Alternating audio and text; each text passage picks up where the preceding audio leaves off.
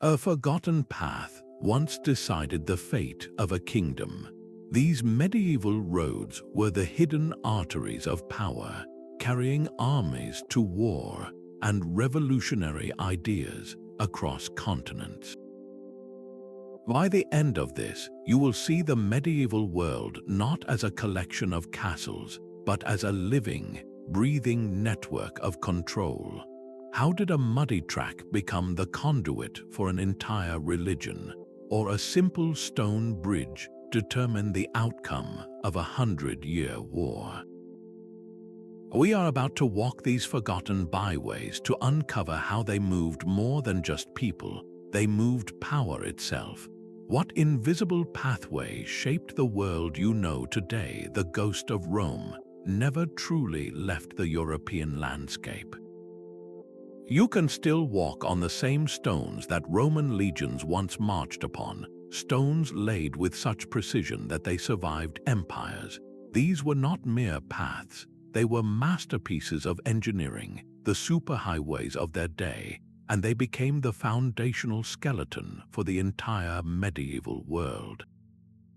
Long after the last emperor fell, these roads were the one thing that did not crumble into dust.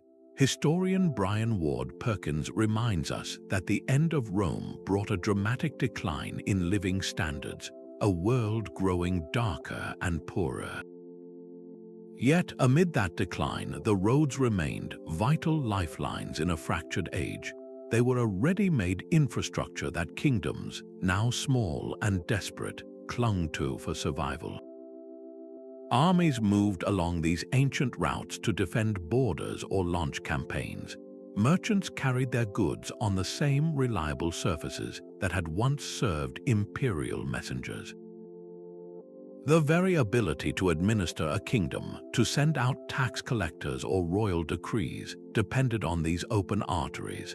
The Romans built them with genius, creating layered foundations of stone and rubble, with drainage ditches on either side to keep them dry.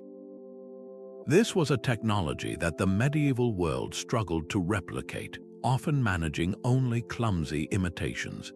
They maintained what they could, but the secret of such perfect construction was largely lost. Some routes took on new life under new names. The Via Francigena, for instance, evolved from Roman pathways into one of the most important pilgrimage routes of the Middle Ages, guiding countless feet from Canterbury to Rome. This was not just a spiritual journey, it was a massive conduit for cultural exchange, for ideas, art, and commerce, directly shaping the economic and political map of Europe. Think of Charlemagne, crowned emperor on Christmas Day in the year 800. His ability to project power across a vast and messy empire from the Rhineland to Italy was intrinsically linked to his use and maintenance of these ancient highways. His armies and administrators moved on Roman roads, his control flowing along the grooves that Rome had carved. Without them, his empire might have been an impossible dream. So how different would European history be if these roads had vanished completely, returning to forest and field? The very shape of nations, the spread of Christianity, the patterns of trade, all would have been profoundly altered. The ghost of Rome, embedded in stone, paved the way for everything that followed, creating a network of power that would be contested for 1,000 years. A single pilgrim's footsteps, however devout, might seem insignificant, but multiply that by thousands, by tens of thousands, walking the same path year after year, and those simple trails begin to change the land itself. This was the power of the pilgrim's path, a spiritual highway that became a cultural superconductor. Along routes like the Camino de Santiago, the very ground was worn smooth by a moving tapestry of humanity, from the humblest peasant seeking salvation to the noble performing an act of penance. Their journey was about faith, yes, but it was also a massive, ongoing exchange of everything that defined their world. Think of the church as the network administrator for this sacred system. It established a chain of monasteries and hospices along the main routes, offering shelter, food, and medical care to the weary traveler. This created a sacred infrastructure, a series of safe nodes that made these long, dangerous journeys possible. And within these way stations, culture flowed as freely as wine. A French stonemason traveling to work on a new cathedral might share a meal with a German pilgrim. They would not just exchange stories, they would exchange knowledge. The mason might sketch a new architectural detail in the dirt, a revolutionary way to support a heavier stone vault. The pilgrim would carry that sketch in his mind, taking it back to his own homeland hundreds of miles away. This is precisely how grand artistic movements spread. The robust, earth-hugging forms of Romanesque architecture and the later, soaring heights of the Gothic style did not spread by decree, they traveled on foot. They moved from one major building site to another, carried by the artisans and laborers who were themselves pilgrims, or who were inspired by the wonders they saw on their own journeys. The flow was not just of stone and glass, but of music, of song, and of language itself. Linguistic nuances, jokes, and turns of phrase were passed around campfires, slowly blending and creating a more common European vernacular. Geoffrey Chaucer's Canterbury Tales gives us a perfect, vibrant snapshot of this phenomenon. His characters are a microcosm of medieval society thrown together on a pilgrimage. They are not just telling tales to pass the time, they are sharing gossip from London, news from the continent, and philosophical debates that would have otherwise remained locked in distant universities. The pilgrimage was a mobile forum, a university without walls. What did an English merchant learn about Italian accounting practices from a fellow traveler? What new farming technique did a yeoman hear about from someone who had seen it in Flanders? This constant, low-level exchange of information was building something far greater than any single cathedral.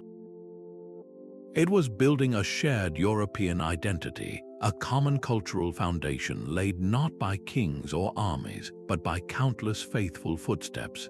This spiritual network, so powerful in its own right, created a landscape of connection that would soon be exploited by powers with much more earthly ambitions. That logistical nightmare, the medieval army on the move, was a beast entirely caged by the road it traveled. A force of thousands with its knights, archers, and the groaning carts carrying its food and weapons could stretch for miles. Its speed, its health, and its very survival depended entirely on the quality of the path beneath its feet.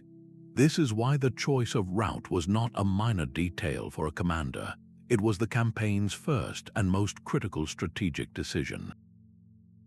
A wrong turn onto a muddy, impassable track could mean starvation, disease, and defeat long before an enemy was even sighted. Military historian John France put it bluntly, identifying logistics as the single greatest problem facing medieval commanders. The road network was the only answer, the fragile backbone upon which every ambition of conquest was carried. To understand this, look at the Saxon military border roads in Germany.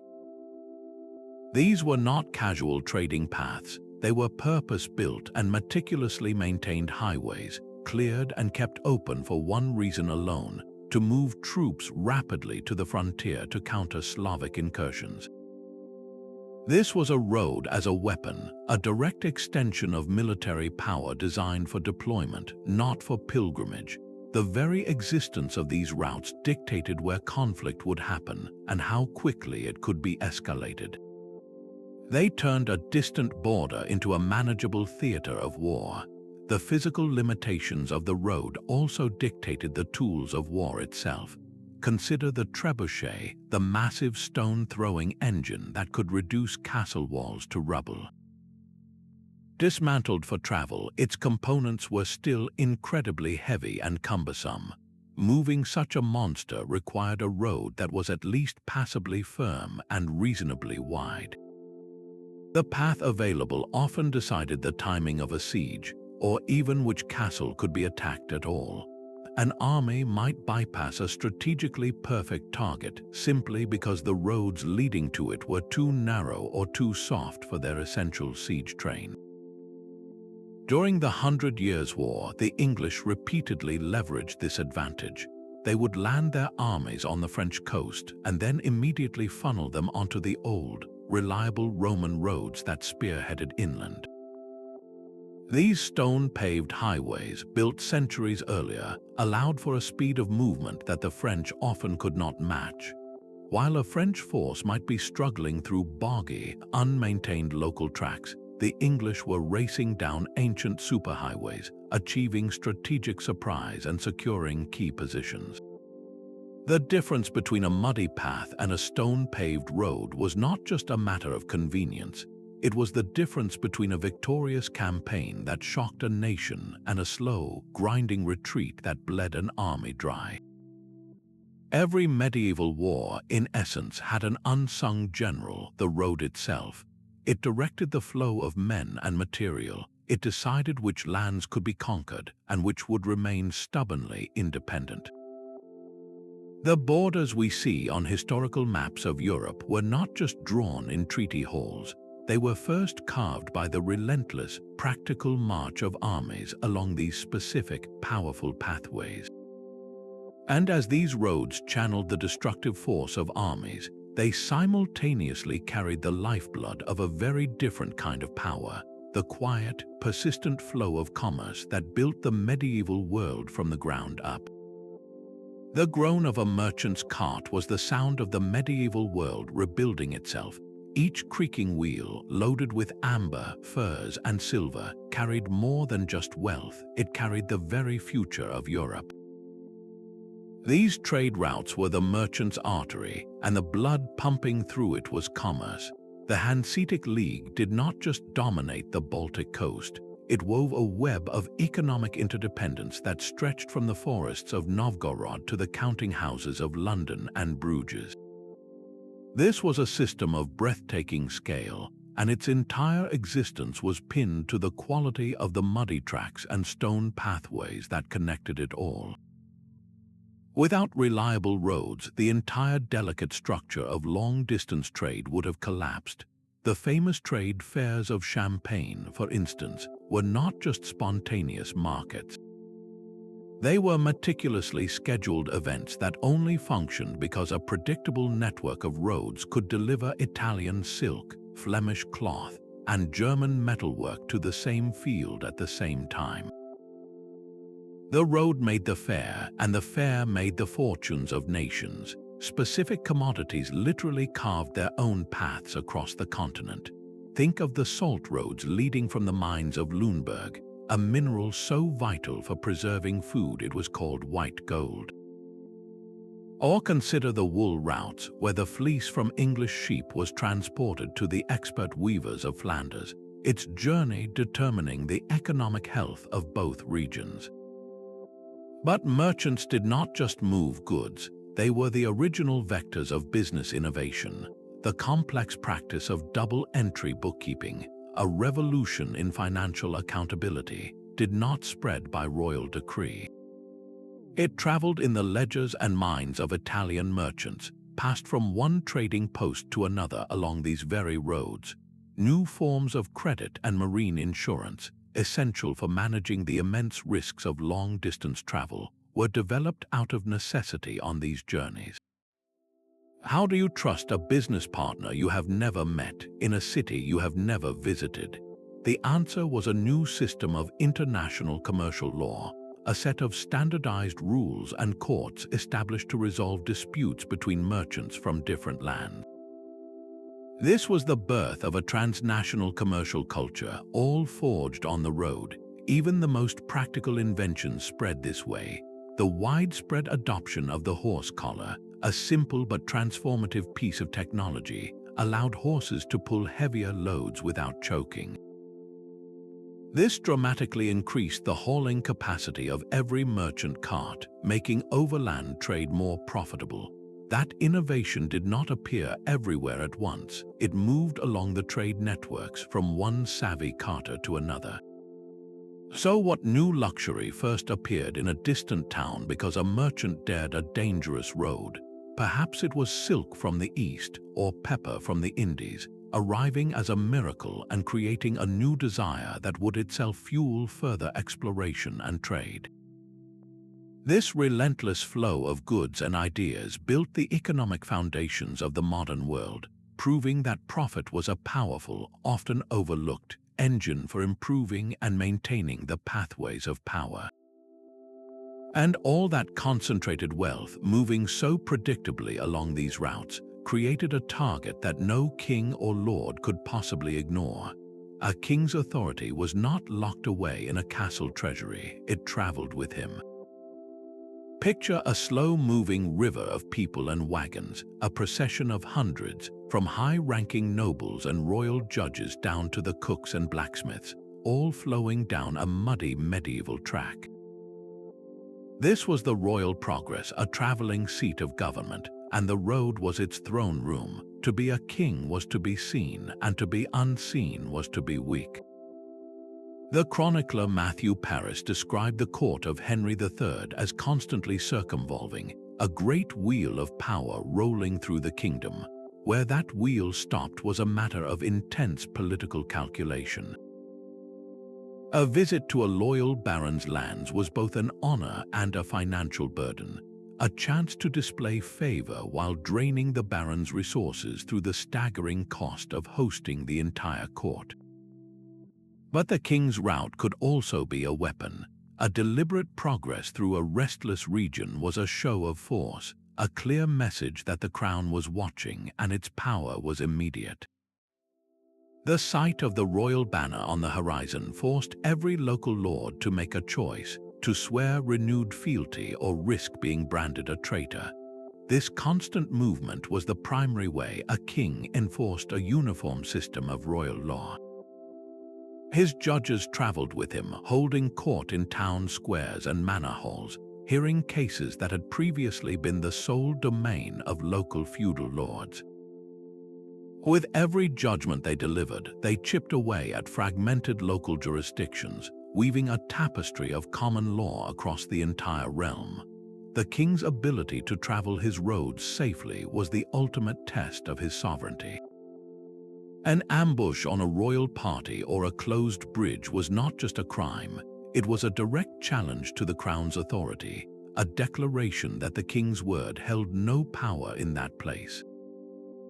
So the road became the thread that stitched a patchwork of feudal territories into a single, cohesive kingdom. This demonstration of moving central authority could not be sustained by charisma alone, however. It demanded lists, records, and systems, quietly creating the very bureaucracy that would eventually allow a king to rule from a single, fixed palace, his power no longer dependent on the dust of the road. A spiritual retreat, by its very definition, should be a place set apart from the world. Yet the most successful monastic orders of the Middle Ages understood that isolation was not the same as irrelevance. The Cistercian monks, for instance, deliberately sought out the most remote and inhospitable valleys for their new foundations. But this was not a rejection of practical reality. They were master strategists, choosing locations with a keen eye for the veins of commerce that pulsed through the wilderness. A secluded riverbank was not just a source of water for reflection, it was a ready-made transport route. An old trackway snaking through the forest was not an intrusion, it was an opportunity. These monasteries, built on ideals of poverty and manual labor, soon transformed into some of the most formidable economic engines of the medieval world.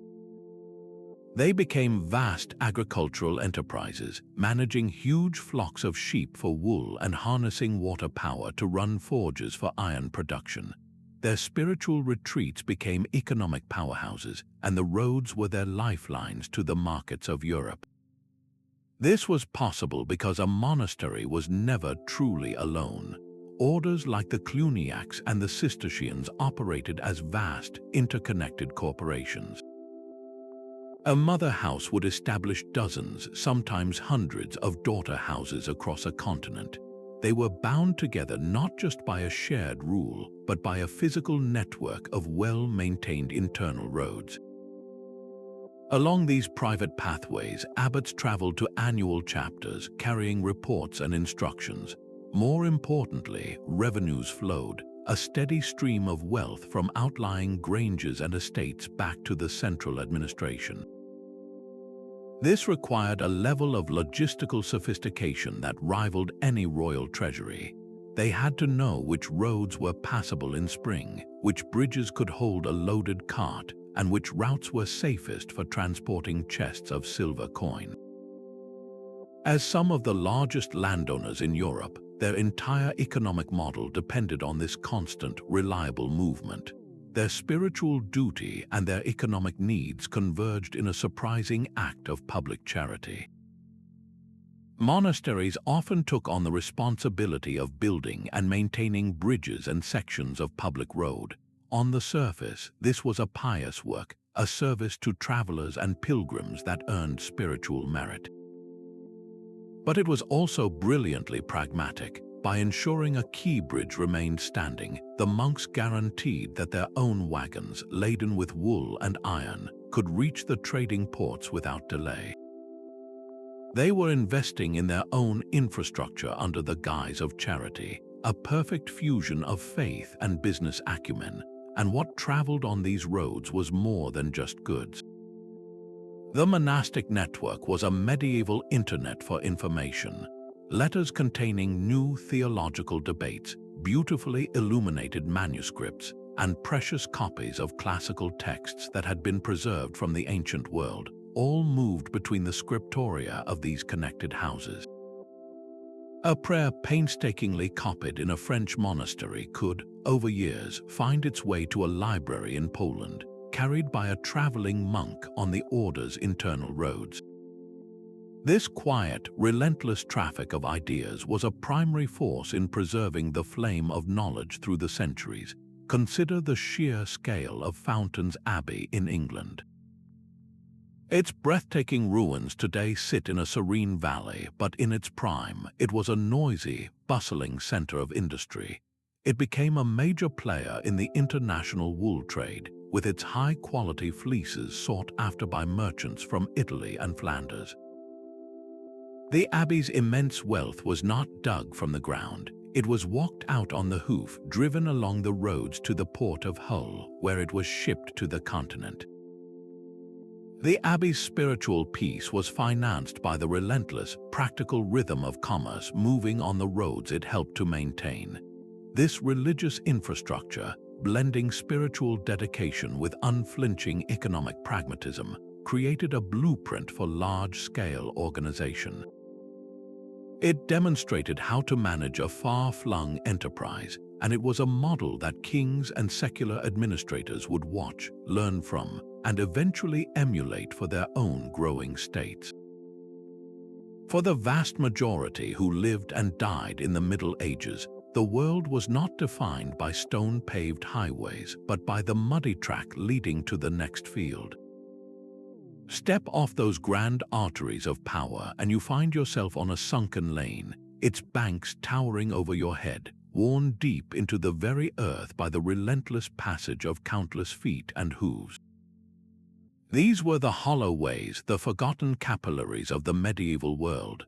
They were not built by engineers but born from necessity, etched into the landscape over generations by peasants driving their livestock to common pasture, by families carrying goods to a weekly market, or by young people walking to a festival in the next village. Their route was not drawn on any royal map. It was dictated by the logic of the land itself, the shortest path to water, the most stable ground, or simply the way it had always been done. The right to walk these paths was not a privilege, it was a common right, a piece of communal freedom so vital it was defended with fierce passion. The records of manorial courts are filled with bitter disputes over a blocked path or a diverted stream, because to lose access to the lane was to be cut off from the lifeblood of the community. This grassroots network was the true circulatory system of rural life. It was along these narrow, winding trails that local news traveled, where a young man from one village might meet his future wife from another, and where a new method for rotating crops or a clever design for a plow could slowly, patiently, make its way from one valley to the next. Imagine two neighbors meeting where the path narrows between two fields. They pause, sharing the latest gossip about the Lord's new tax collector or the strange illness affecting the sheep in the north pasture. In that moment, more than words are exchanged. A new folk melody, hummed by one and remembered by the other, might find a new home. A recipe for a salve using local herbs could be passed on, a small piece of practical magic traveling further down the lane. This was how local culture breathed and grew, not through grand decrees, but through a million chance encounters on 1,000 dusty paths. The vitality of this entire world, its economy and its very soul, depended on the freedom to move along these humble byways. They connected the isolated farmstead to the village to the market town, weaving a dense web of human connection that formed the unshakable foundation upon which all the larger, noisier systems of kings, merchants, and armies ultimately rested. A river could be the most formidable border in the medieval world, a wide, rushing barrier to armies, trade, and communication. But at a single, reliable crossing, that barrier transformed into the ultimate funnel of power. The narrow stone arch of a bridge or the firm gravel of a ford became a strategic choke point, a place where the entire sprawling network of roads was forced to contract and focus its energy. The old London Bridge was not just a way across the Thames, it was a bustling, noisy village perched over the water, its shops and houses crowding the roadway, its fortified gatehouse standing as a permanent reminder that passage was a privilege that could be granted or denied. Whoever controlled such a crossing held their hand on the tap of the kingdom's lifeblood. Building a major bridge was an act of both immense piety and profound economic ambition. It was a project so expensive and complex it often required the combined resources of a king, a bishop, or a wealthy merchant guild. In return for their investment, they gained the right to collect tolls, a steady stream of revenue extracted from every cart, every herd of cattle, and every pilgrim that passed through its narrow arches. The Bridge of Avignon offers a perfect example. For centuries, it was the only fixed crossing on the mighty Rhone River south of Lyon. This gave the papacy, residing in Avignon, an incredible stranglehold on travel and trade between Italy and France. Controlling that single bridge meant controlling the primary artery between the Mediterranean north and the European heartland. The military stakes at these crossings were absolute. Losing a bridge could mean the collapse of an entire campaign. King John of England learned this to his terrible cost in 1216. While crossing the tidal estuaries known as the Wash, his entire baggage train, including the royal treasury and his crown jewels, was swept away by the incoming tide. The disaster broke his spirit and his power, contributing directly to the signing of the Magna Carta. Conversely, a clever commander could use a bridge to defeat a far superior force. At the Battle of Stirling Bridge, a small Scottish army under William Wallace watched as the English knights began to file slowly across the narrow wooden bridge. The Scots waited until just enough of the enemy had crossed to be vulnerable, then attacked, destroying the vanguard while the rest of the English army was trapped on the opposite bank, helpless to intervene. This strategic value is why so many of our great cities grew from these simple crossing points. London, Paris, Prague, their origins are not random. They were founded at the first reliable ford or the most defensible spot to build a bridge. The location of a simple gravel ford determined the site of a future capital, concentrating people, wealth, and ideas for centuries to come. A bridge was more than a piece of infrastructure. It was a direct, tangible expression of territorial control. To hold the bridge was to hold the key to the kingdom, a lesson written not in parchment but in stone and flowing water. And as the medieval world grew more connected, this mastery over movement would evolve from controlling physical pathways to managing something far more abstract and in many ways even more powerful. The muddy track outside your village was more than just a road. It was a direct reflection of your lord's power and his sense of duty. For a few days each year, you and your neighbors would be summoned from the fields to fulfill your corvée labor, the annual obligation to repair the ruts and clear the drainage ditches of the local highway. This was not a paid job, it was a tax paid with your own sweat, a tangible burden that made the community directly responsible for the infrastructure it used every single day. The perpetual challenge of maintenance fell on a messy patchwork of authorities. A local baron might be responsible for one section, a wealthy monastery for a bridge, and a growing town for the roads leading to its gates. The funding was just as haphazard, cobbled together from tolls collected at a river crossing or from the forced labor of the very people who had no other choice but to use the road. Into this confusion stepped a powerful legal idea, the King's Highway. This was not a specific list of paved roads, but a powerful legal fiction. It declared that certain major routes were under the king's own special protection. A crime committed on this road, a robbery or an assault, was not just a local matter for the manor court. It was a breach of the king's peace, a direct offense against the crown itself, and would be judged by the king's own justices. This was a brilliant way for central authority to reach into every corner of the realm, using the road as a thin line of royal law that cut through the dense thicket of local feudal power. By the later Middle Ages in England, this concept became more formalized with the appointment of official surveyors of the highways. These were local men, often landowners themselves, tasked with a critical job, ensuring the roads in their parish were kept in a passably good condition. They could order repairs and levy fines on those who shirked their corvée duties. The law even specified the dimensions a proper road should have. One English statute declared that a highway must be wide enough for 2 wagons to pass one another, or for 16 knights to ride side by side. That precise measurement was not about convenience, it was a clear declaration of the road's ultimate purpose: to move armies quickly and efficiently across the kingdom. Disputes over a collapsed bridge or a flooded section were constant and revealed the complex layers of medieval authority.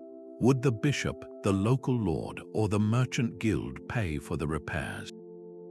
The records are filled with these arguments, each party trying to push the expensive burden onto someone else while the road slowly became impassable. So the state of the road you walked on told you everything. Was your lord strong and attentive, ensuring the ways were clear for trade and his own soldiers? Or was he weak and neglectful, leaving the path to decay into a muddy quagmire, a visible sign of his fading control? This constant, grinding struggle against nature and indifference was the unglamorous reality that kept the entire system from collapsing. The pathways of power required endless upkeep, a duty that fell on the shoulders of the very people who had the least say in where those roads ultimately led.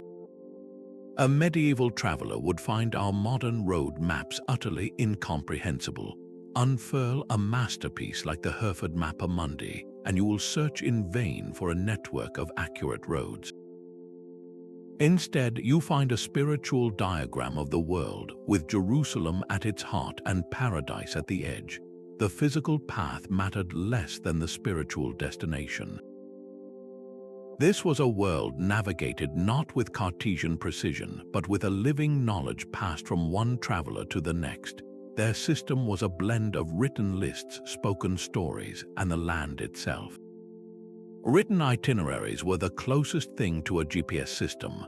One famous example meticulously detailed the journey from London to Rome, not with drawn lines, but with a simple list of stopping points and the distances between them. It would tell you to go from London to Canterbury, then to Dover, a journey of so many miles, then cross the Channel and continue from there. This was pure, practical data stripped of all visual context. To follow it, you needed the oral tradition that filled in the gaps. You relied on the wisdom of merchants and pilgrims who had walked the path before you. They would speak of a gnarled oak tree at a crucial fork in the road, a specific hill that looked like a sleeping giant, or a weathered stone cross marking a safe place to rest. These landmarks were the signposts of their world. This knowledge was deeply practical. A traveler learned to read the flow of a river to find the safest ford, where the water ran wide and shallow over a gravel bed.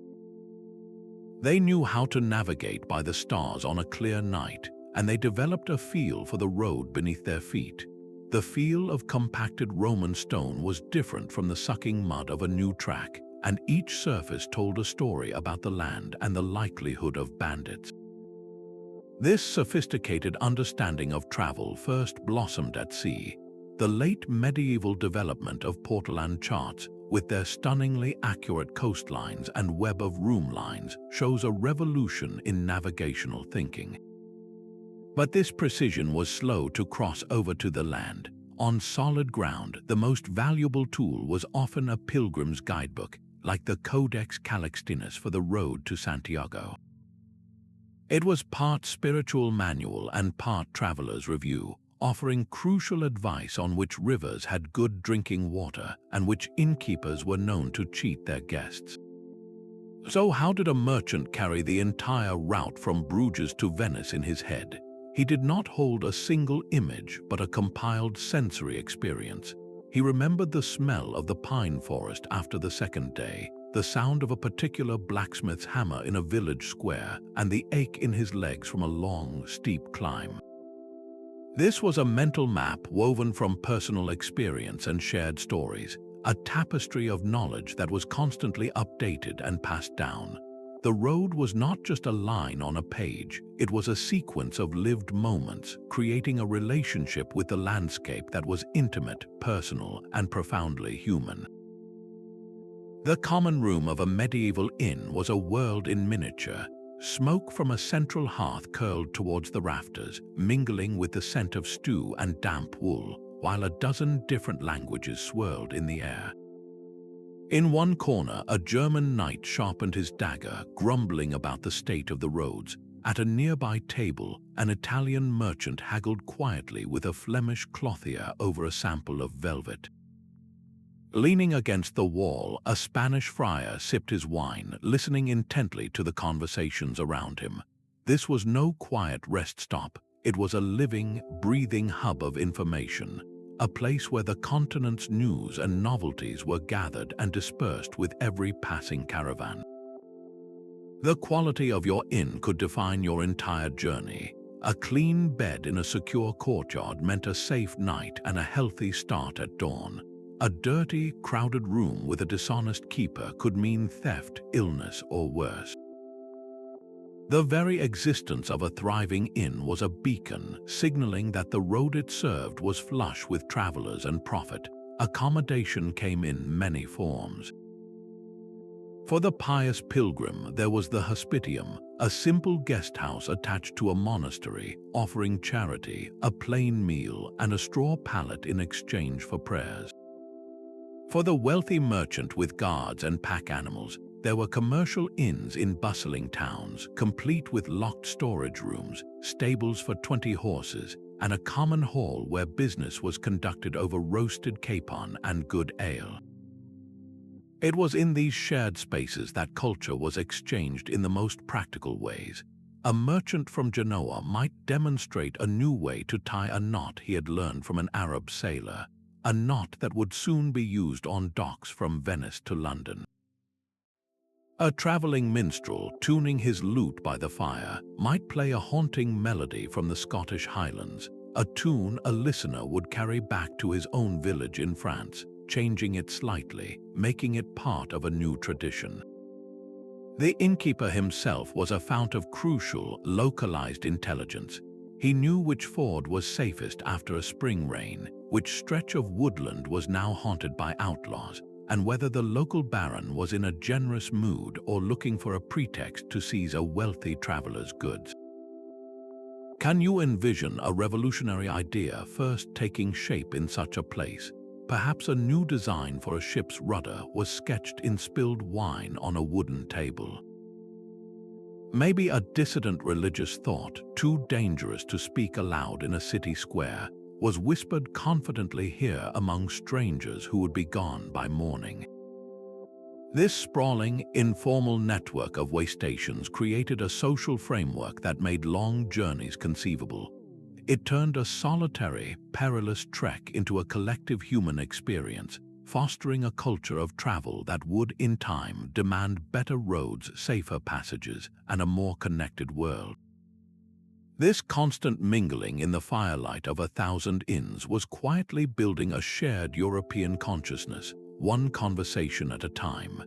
That lone rider galloping through the night carried more than just a sealed parchment. He carried the fragile heartbeat of a kingdom. His speed was the speed of command, his endurance the measure of a ruler's reach. Without a public postal service, medieval powers were forced to build their own private arteries of information.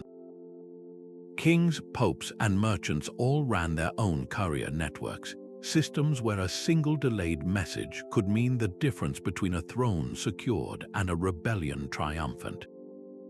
The papacy, governing a spiritual empire scattered from Scotland to Jerusalem, perfected one of the most sophisticated operations. It maintained a version of the old Roman cursus publicus, a relay of trusted messengers and horses stationed at intervals, allowing urgent papal bulls and diplomatic correspondence to race across Europe. This was how an excommunication order from Rome could reach a distant cathedral city with stunning speed, a spiritual thunderbolt delivered on horseback. Monastic orders operated a quieter but equally vital postal service. A Cistercian mother house could dispatch instructions to its daughter abbeys using monks who traveled the order's own well-maintained internal roads. These messengers carried not just administrative details, but also precious manuscripts, theological debates, and news from the wider world, weaving a web of knowledge that bound the entire organization together. For commerce, information was currency. The Hanseatic League, that powerhouse of northern trade, ran its own private courier service between its major trading posts from Novgorod to London.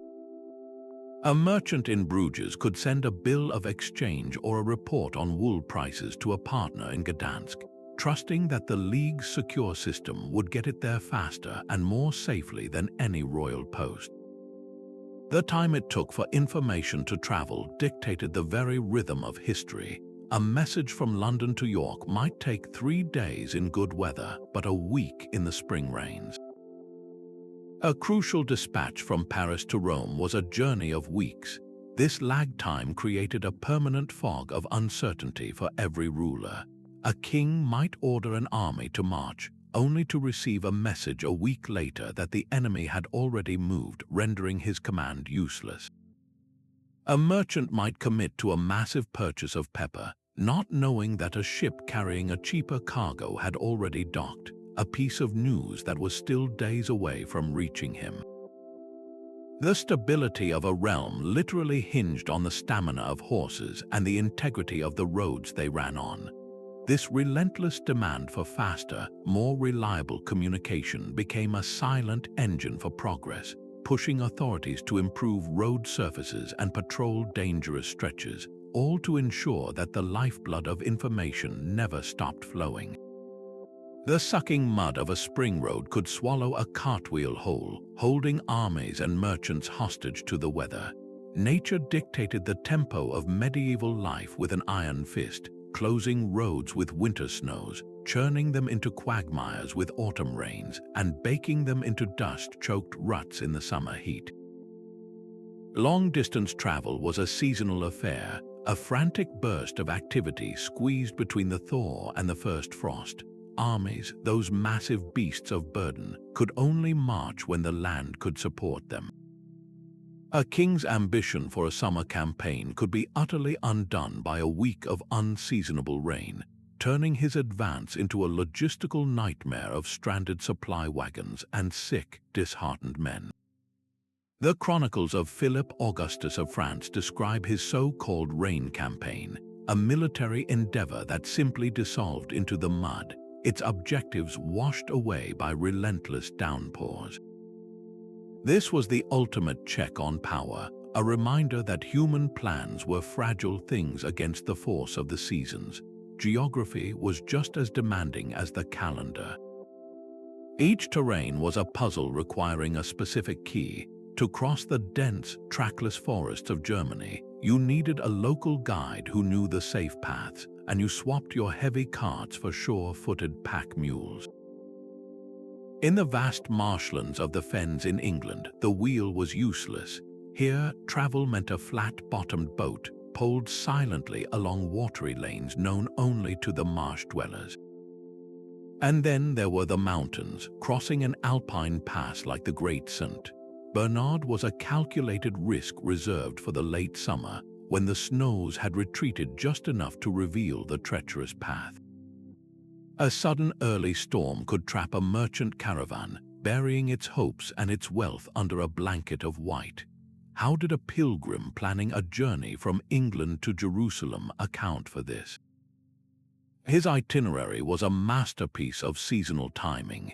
He had to calculate his departure to hit the mountain passes when they were open, to traverse Italy before the summer heat, and to find shelter before the autumn storms made the Mediterranean a death trap.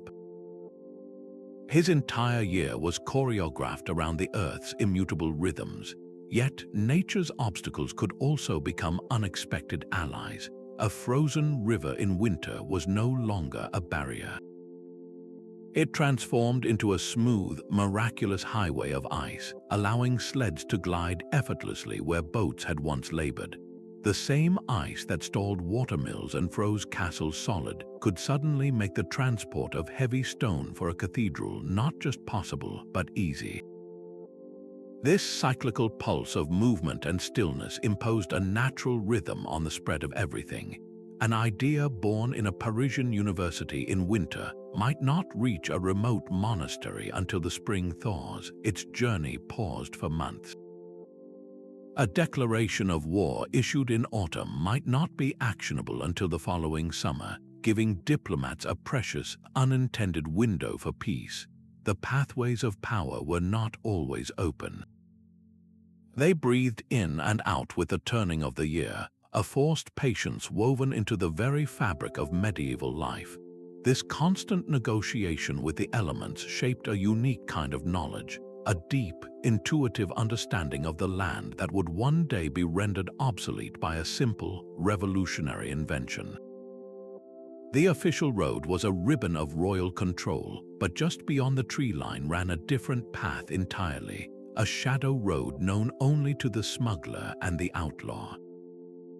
Under the cover of darkness, a line of pack horses moved in silence, their hooves muffled by the soft earth of a forgotten forest track. They carried sacks of untaxed wool or blocks of precious salt, contraband that bypassed the king's men at the official bridge, where tolls were collected and ledgers were kept. For every route sanctioned by a lord or a guild, there existed this parallel network, a secret geography that fueled an entire underground economy. These pathways were not drawn on any map, but they were etched into the land by necessity, a direct challenge to the financial engines of the medieval world. The legendary Robin Hood was a master of this hidden landscape.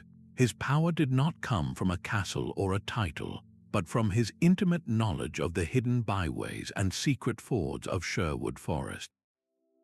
He could ambush a wealthy bishop's retinue on the Great North Road and then vanish, his men melting back into the trees along paths unknown to the sheriff's soldiers. His fame was built on this very principle, that a man who knew the land better than the authorities could not be caught. He was not just a bandit, he was a navigator of the shadows, using the terrain itself as his fortress and his escape route. Successful smuggling required more than just courage. It demanded a sophisticated, silent operation. It relied on precise local knowledge, knowing which farmer's field had a gate that opened onto an old Roman ditch, which river bend concealed a shallow, gravel ford safe for crossing at midnight. It required a chain of trustworthy contacts, from the complicit innkeeper who stored the goods in his cellar to the silent carter who knew how to grease his axles so they would not squeak. Moving a load of untaxed wine from the coast to an inland town was a military maneuver in miniature, executed with stealth and speed across the most difficult terrain, all to avoid the official channels. While the law called it theft, many common people saw it as a vital service. These shadow roads provided essential goods at lower prices, freeing communities from the stranglehold of guild monopolies and the relentless burden of tolls. Every sack of wool that slipped past the tax collector was a small victory, a financial blow against a local baron who depended on that revenue to fund his household and his men at arms. How did a network of secret paths challenge a sheriff's authority? It proved his control was an illusion, that his power ended where the lamplight faded and the forest began. The constant, clandestine traffic undermined his finances and mocked his attempts to impose order, revealing that the landscape itself could become a site of resistance. This illicit use of the roads reveals a hidden layer of medieval life, a world of autonomy and quiet rebellion running just beneath the surface of official power. The pathways that carried the king's authority by day were reclaimed by the smuggler by night, proving that control over movement was never absolute. It was a perpetual contest, a tug of war between the power of the crown and the cunning of those who knew the land's deepest secrets. And as these shadow roads carried their forbidden cargo, they were also carrying something else, the subtle, persistent sparks of dissent that would one day fuel much larger fires. The very ground beneath a traveler's feet seemed to shape the words coming from their mouth. A merchant traveling from Paris to Marseille would hear his own northern French, the langue d'oil, slowly unravel with every league south, its sounds softening and its vocabulary shifting until it was replaced entirely by the melodic cadence of the Languedoc. This was no accident. The road itself was a river of language, and its current carried words as surely as it carried carts. The great pilgrimage routes functioned as massive linguistic conduits. As thousands moved toward holy sites, they did not just share bread and stories, they blended their regional dialects. The prestige of the Île-de-France region, the seat of royal power, meant that its particular version of French began to echo in market squares and inns far from Paris, carried by pilgrims and slowly layering over local speech to form the bedrock of a national language. This was not a sudden conquest, but a slow, persistent seepage of vocabulary and grammar into the ears of an entire continent. At the bustling commercial hubs where major roads intersected, the need for practical communication forged entirely new forms of speech. In ports from the Baltic to the Mediterranean, merchants developed pidgins, simplified hybrid languages that mixed vocabulary from German, Norse, and Slavic tongues. These were not elegant, but they were effective, allowing a Dutch trader to agree on a price for fur with a Russian boyar. A new word for a luxury item, like sugar or pepper, could enter a local dialect almost overnight because a merchant from Genoa used it at a market stall in Cologne. That foreign syllable, once heard, would be repeated, mispronounced, and eventually adopted, becoming a permanent part of the local soundscape. The movement of power was just as influential. Royal courts were traveling linguistic laboratories. As a king's scribes and administrators moved with him on his progress, they brought their standardized written forms of the language. A legal document drafted in the king's chancery and then read aloud in 100 different town squares began to impose a uniform grammar and spelling from above, a trickle-down effect of linguistic authority that gradually smoothed out the wildest variations. You can still see the ghost of these ancient pathways on modern linguistic maps. The dialect boundary between northern and southern France does not follow a random line. It often traces the course of a long-vanished Roman road or a medieval trade route, proving that language flowed where people could easily walk. The soundscape of Europe, with all its rich diversity, was quite literally mapped onto its network of roads. This constant, murmuring flow of words did more than just change how people spoke. It slowly knitted distant regions together with threads of shared understanding, quietly laying the foundation for the national identities that would one day emerge. The road did not just lead to the town, it built the town. Look at the very bones of a place like Siena, where the main spine of the city, the Via Francigena, is not just a street but the original reason for the city's existence. This was not haphazard growth, it was a direct physical response to the flow of movement. A settlement would seed itself at a point of logistical necessity, where a river could be forded, where two major routes intersected, or where the climb up a defensible hill began. The town gate was far more than an entrance. It was a monumental symbol of a community's identity and its connection to the wider network of power. These gates, often towering structures with intricate carvings and heavy iron portcullises, announced to every traveler that they were entering a place of wealth, order, and authority. The path of the road dictated the entire urban form in a pattern known as ribbon development. Instead of a neat circle, towns would stretch along the main route like beads on a string, with buildings and inns extending out from the central market square to capture the custom of passing traffic. The width of a street was a clear social hierarchy written in stone and dirt. The main thoroughfare was built wide enough for two carts to pass, for royal processions to parade, and for merchants to display their goods. But step off that main artery, and you would find yourself in a world of narrow, shadowy alleys, passages meant only for people on foot, where the overhanging upper stories of houses nearly touched, creating a tunnel of domestic life.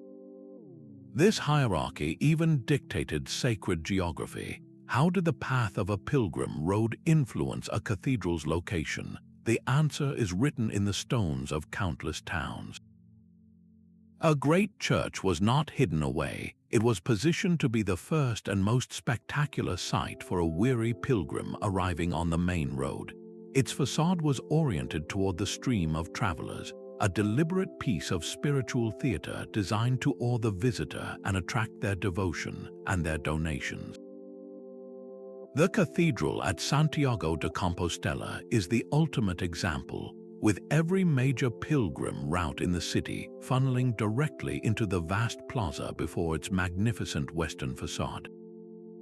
The market square itself, the bustling heart of civic and economic life, was almost always a widening of the main road, a natural pause in the journey where goods could be traded and news exchanged. The medieval town was not a static collection of buildings. It was a dynamic organism shaped by the constant current of people and goods moving along its central artery. The road was its creator, its sustainer, and its reason for being. A simple strap of leather and padded wood quietly revolutionized the medieval world. The horse collar, a deceptively humble invention, arrived in the West and fundamentally altered the physics of haulage. By transferring the weight of a load from a horse's vulnerable windpipe to its powerful shoulders, this device unlocked the animal's true strength. Suddenly, a single horse could pull a load once requiring a team of oxen, and it could do so at a trot rather than a plod. This was paired with another crucial innovation, the whippletree, a pivoting crossbar that evenly distributed the pulling force. Together, these technologies transformed the creaking cart from a short-range nuisance into a formidable machine of long-distance commerce. The economics of land travel were rewritten overnight. A merchant could now move a ton of wool twice as far in a single day, slashing transport costs and opening up new markets. The old rhythms of trade, dictated by the slow, patient ox, were shattered. News now traveled at the speed of a horse's canter, and fresh fish from the coast could reach inland towns before they spoiled. This new velocity tightened the connections between regions, making a grain-producing hinterland economically vital to a distant, growing city. The very balance of power began to shift, favoring those who controlled these faster, more efficient networks of supply. But this new efficiency came at a cost paid by the roads themselves. The heavier, faster-moving carts with their iron-rimmed wheels began to tear at the road surfaces with unprecedented fury. A path that had once sufficed for pilgrims and pack horses was now churned into a quagmire by the relentless traffic of commerce. This forced a new era of infrastructure demands. Towns and lords now faced constant pressure to pave their main streets with stone, to reinforce bridges with stronger arches, and to maintain drainage ditches with greater care.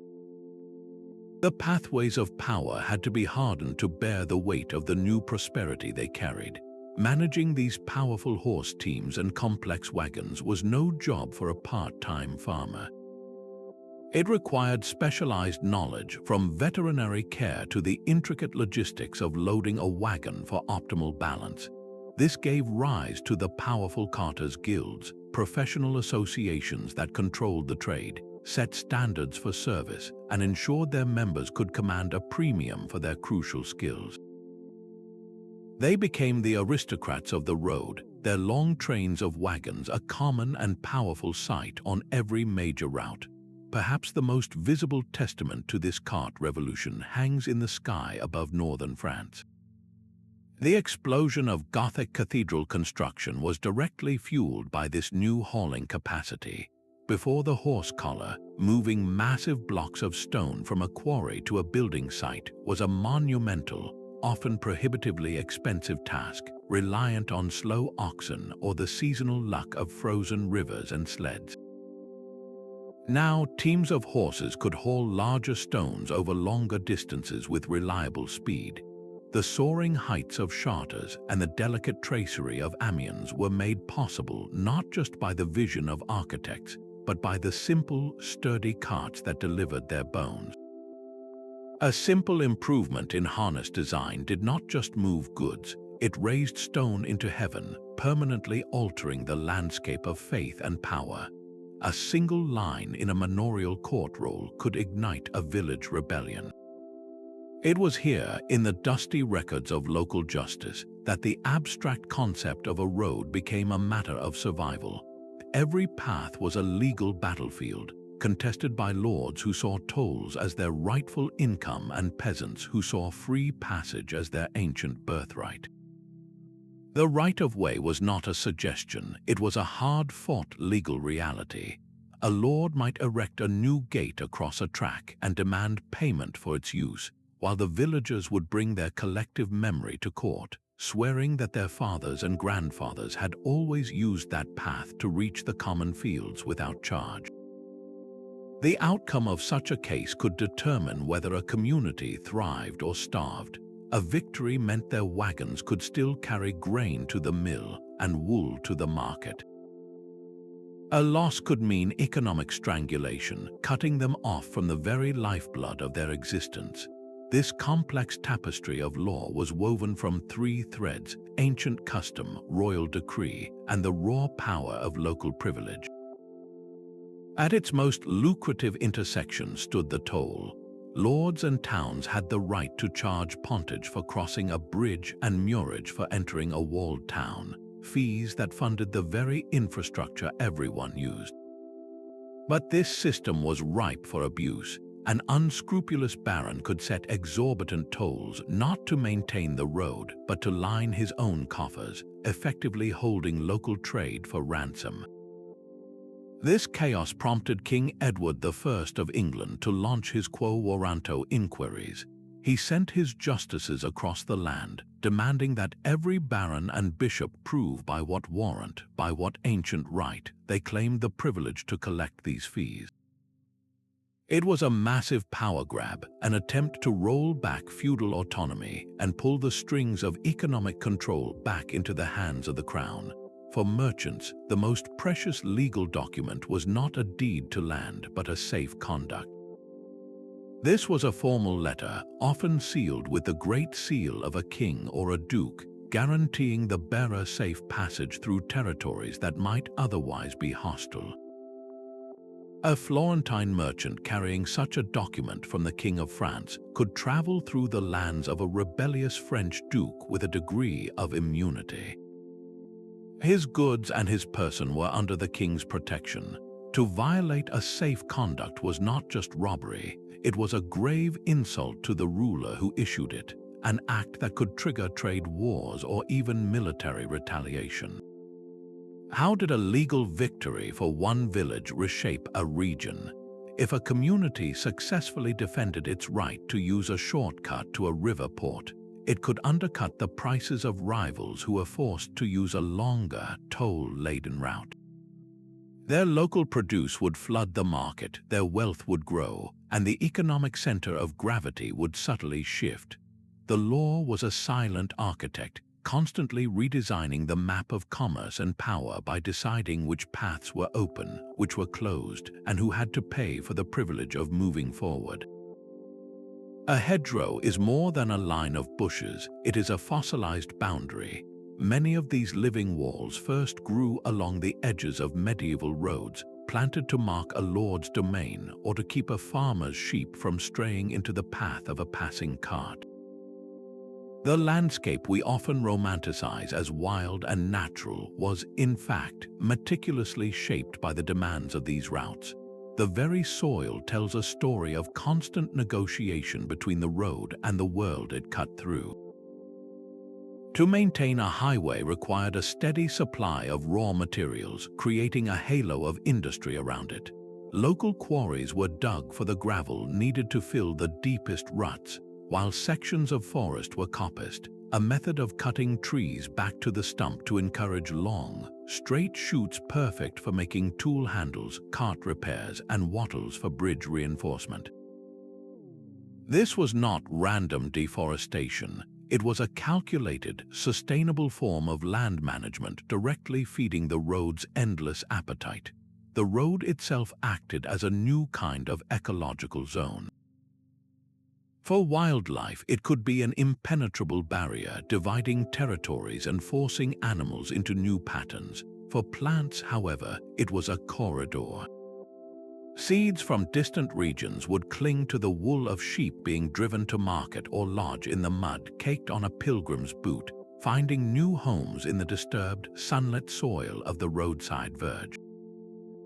A plant native to the Mediterranean might slowly make its way north, one cart journey at a time, forever altering the local botany.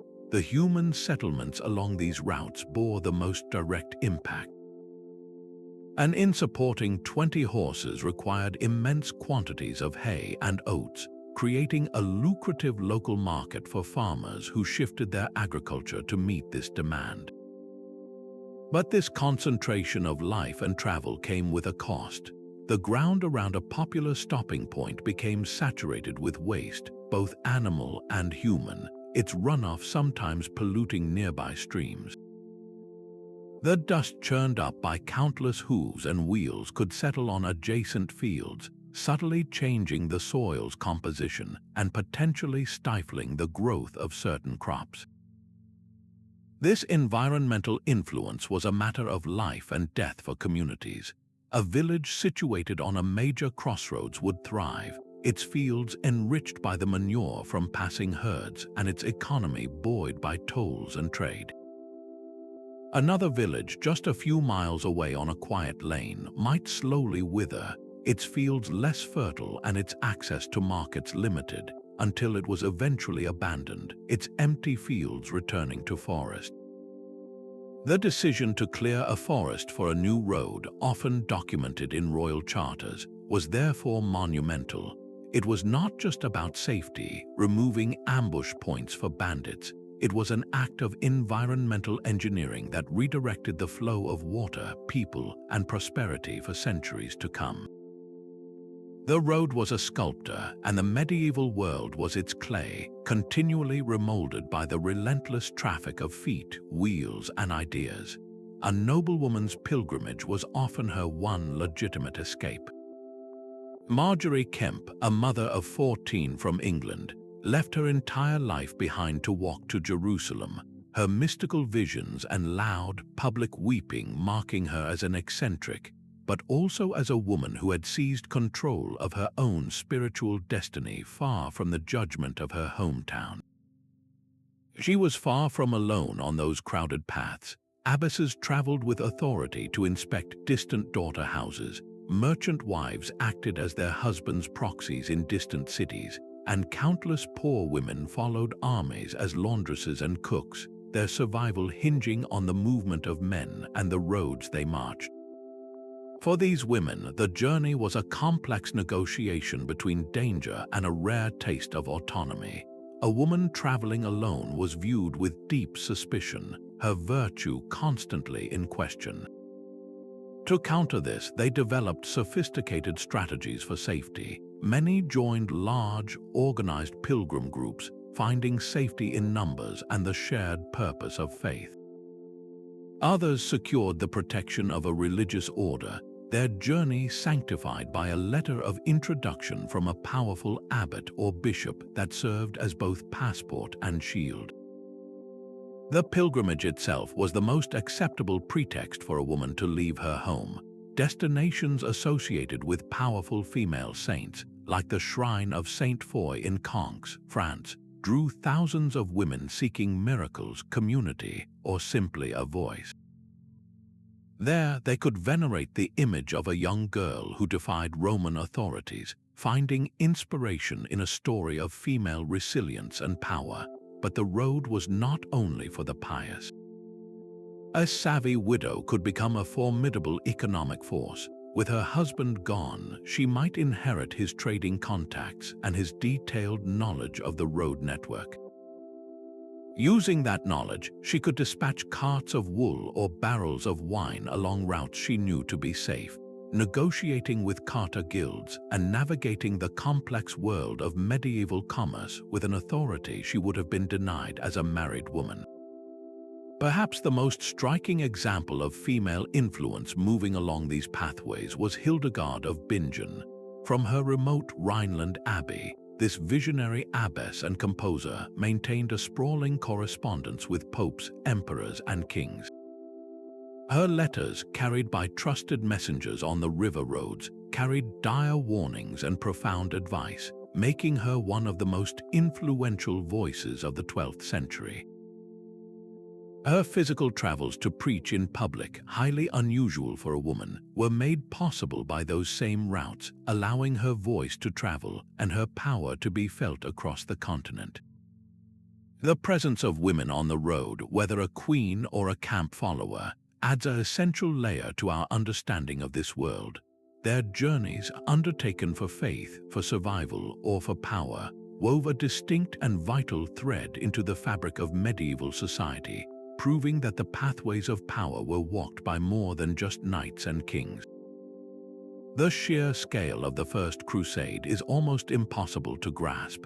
It was not a single army, but a slow-moving river of humanity, 100,000 people and more flowing east for years. Knights in chainmail, foot soldiers with homemade weapons, and a vast, trailing multitude of non-combatants, all shared the same dust-choked path. Their journey was a brutal test of the ancient road network, pushing it beyond any stress it had known for centuries. This was the largest and most complex migration of the High Middle Ages, a forced exercise in continental logistics. To move such a host required thinking on an unimaginable scale, coordinating supply, navigation, and fraught diplomacy across 1,000 miles of foreign land. The land route south and east was a harrowing gauntlet. Armies clung to the skeleton of old Roman roads like the Via Egnatia, a stone-paved lifeline through the Balkans. Yet even this masterpiece of engineering could not shield them from the brutal geography of the Anatolian plateau or the political minefield of the Byzantine court. Every mountain pass was a potential ambush, every river crossing a logistical nightmare. The alternative, the sea route, was no less daunting. It demanded the marshalling of entire fleets from the great Italian maritime republics like Genoa and Venice, turning merchants into naval architects and sailors into the lifeline of a holy war. The sheer need to feed this moving city forced the Crusaders to become masters of improvisation. They established temporary markets and supplied depots at key points along the route, creating fleeting economies that bloomed and died with the passage of the host. Local farmers would appear to sell their grain and craftsmen their wares, all drawn by the irresistible pull of so many hungry mouths. This ad hoc system was later perfected and made permanent by the military orders, most famously the Knights Templar. They institutionalized the supply chain, creating a network of fortified commanderies that dotted the main pilgrim roads to the Holy Land. These were not just monasteries, they were secure way stations, banks, and armories, ensuring that the flow of men, money, and material to the east never stopped. When the Crusaders finally returned home, they brought more than religious relics or looted silks. They carried back new tastes for spices and sugar, and more importantly, new technologies. The crossbow, a devastatingly powerful weapon, gained wider adoption in the West. Concepts of castle design, influenced by the formidable stone keeps of the Levant, began to transform European fortifications. A knight who had navigated from a village in France to the walls of Jerusalem returned with a fundamentally altered perception of the world. He had seen its vastness, its diversity, and its perils. The roads of Europe, once leading only to the next town or a local shrine, had become launch pads for a clash of civilizations. They proved their ultimate power, channeling not just goods or ideas, but entire worldviews into a collision that would echo for centuries. A river of ink began to flow from the chanceries of Europe, and it followed the roads. In 13th century England, the Royal Exchequer at Westminster became a factory of authority, its scribes endlessly copying writs for tax collection, judicial summons, and royal commands. Each dried parchment was a direct extension of the king's will, and they traveled by the thousands along the kingdom's highways, carried by messengers to sheriffs in every distant county. This was the birth of the true administrative state, a system that could not function without a road network robust enough to handle a constant two-way flow of paper and people.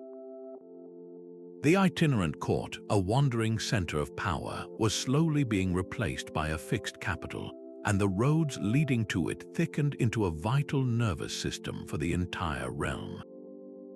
The collection of a national tax, like the English 15th and 10th, was a monumental logistical exercise that painted the roads with assessors and collectors. These royal agents had to travel from town to town, evaluating the wealth of every community, then return later to gather the actual coin. Their journeys required safe, predictable routes, and their success filled the royal coffers with a centralized wealth that had previously been scattered among 100 local lords. This financial pull was mirrored by a push of standardized law. Under King Henry II, royal judges began riding regular circuits across the country. These traveling courts carried the king's justice to every county town, overriding local customs with a growing body of common law. The road brought the judge to the people, and in doing so, it brought the people under a single, unifying legal system. How did this flood of paperwork physically change the landscape? Look at the roads converging on a city like London. They became better maintained, wider, and more heavily trafficked by official couriers. Inns that specialized in housing royal messengers sprang up at key intervals. The very ground was worn smoother by the relentless passage of administration. This created a permanent paper trail, an archive of control that tethered the most remote village to the central government. A rebellion in the north was no longer just a local problem for a regional baron to handle. It was a breach of the king's peace, and news of it would race down the roads to Westminster, followed swiftly by royal commands and, if needed, a royal army moving on those same improved routes. The centralization of power in the later Middle Ages was not just a political idea. It was a physical reality built on the relentless, practical movement of documents and the men who carried them. The pathway to a king's throne was now paved with parchment. The calendar itself dictated the rhythm of the road. For a few glorious weeks each year, a quiet crossroads in the county of Champagne would erupt into a temporary metropolis, a city of silk and spice known to every merchant from Genoa to Ghent. The Champagne fairs were a miracle of synchronized movement, a place where Flemish wool met Italian silks and Oriental spices because the roads willed it. This was not a random market. It was a meticulously scheduled event on a circuit, with one town hosting the cloth fair, the next the leather fair, and a third the fair for spices and exotic goods. The entire European economy pulsed to this seasonal beat, and the roads were its arteries, swelling with traffic at precise moments before falling quiet once more. A merchant's entire year revolved around this circuit. His journey to the fair was a high-stakes venture, planned with military precision. He needed to know which roads were clear of spring floods, which mountain passes were free of snow, and he relied absolutely on the safe conduct passes issued by the Count of Champagne. These documents were his shield, a promise of protection that allowed his cart laden with expensive English wool to travel through the lands of a dozen different feudal lords without being seized. Without that guaranteed safety and the passable roads to match, the entire delicate system would have collapsed. The fair was the destination, but the journey was the gamble. On the tournament circuit, the roads transformed into a rolling spectacle of chivalry. A lord traveling to a great tournament did not ride alone. He moved with a vast entourage, a traveling court of knights, squires, men at arms, cooks, and heralds. The column stretched for miles, its progress announced by brightly colored banners and painted shields. This was a parade ground on the move, a chance for a young knight to display his family's colors and his own martial fashion to the world long before he ever reached the jousting field. The road itself became a stage for performance and politics. These gatherings were engines of connection far beyond the marketplace or the tiltyard. In the pavilions of a tournament, marriage alliances were brokered between great families, binding regions together through strategic weddings. In the taverns of the fair, a German miner might learn of a new silver vein discovered in Bohemia, news that would send him on a new journey. The gossip and innovations generated in these temporary cities did not stay there. When the tents were packed and the crowds dispersed, they carried everything they had seen and heard back home with them, seeding new ideas and new desires across the continent. How did the route to a major tournament become a parade ground for chivalric culture? Every inn along the way became an audience, every village square a gallery for displaying nobility. The very act of traveling to the event was a crucial part of the chivalric ritual, a way to build reputation and announce one's presence in the world. This cyclical migration for pleasure and profit added a vibrant, celebratory layer to the pathways of power. The roads did not only carry the grim business of armies and tax collectors. They also carried the color, the noise, and the exhilarating pulse of a society coming together to celebrate itself, proving that the paths of connection were also the routes to joy. A simple stone marker on a lonely road was more than a boundary, it was a sudden shift in reality. One moment you were under the protection of one king's law, the next you were subject to the taxes and justice of another. This was where the abstract lines on a royal charter became a tangible experience for every traveler, a place to exchange currency, present safe conduct documents, and feel the weight of a new allegiance. Roads did not just mark these political frontiers, they were the very substance of them. A border was not an invisible line in a forest, it was the controlled passage along a specific, well-defined route. This is why the most fiercely contested points on any map were the places where a road crossed a river or punched through a mountain pass. A castle like Berwick upon Tweed, perched on the volatile Anglo-Scottish border, was not built for solitude. It was a sentinel placed directly atop the Great North Road, its purpose to control who and what moved between two warring kingdoms. Its garrison could open or close the gate to an army, a merchant caravan, or a lone messenger, making the castle the physical embodiment of the frontier itself. The entire concept of the marches, those lawless buffer zones between England and Wales or France and the Holy Roman Empire, was defined by the roads that threaded through them.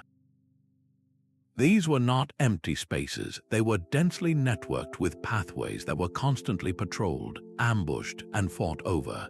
Control of a single strategic road through the Cheviot Hills could mean dominance over an entire valley and the communities within it. The quality of the road itself was a silent propaganda tool. A traveler moving from the disorganized, potholed tracks of a weak German principality onto the well-maintained Roman road in the Kingdom of France received a clear, unspoken lesson about the power and competence of the French crown. The road was a measure of state authority. This control over movement was the essence of frontier diplomacy. An ambassador traveling from Paris to the court of the Holy Roman Emperor did not wander. He stuck to the prescribed roads, his journey a carefully choreographed progression of meetings and safe passages. The treaties he carried, the marriage alliances he proposed, and the ultimatums he delivered all moved along these fragile terrestrial threads. A single washed-out bridge or a lord hostile to the message could delay a peace settlement for months, altering the fate of nations. The road was a paradox of stone and dirt. It was the most potent symbol of separation, a controlled funnel that reinforced the power of the border. Yet, it was also the only bridge across that divide, the essential conduit for the communication and negotiation that kept the medieval world from fracturing into endless, isolated wars. This dual nature as both barrier and connection defined the very experience of the frontier, proving that the pathways of power were where kingdoms ended and began. That ghost of a Roman road still lives beneath your tires, its unyielding straight line, a stark contrast to the winding medieval tracks that grew from local need, continues to dictate the path of progress.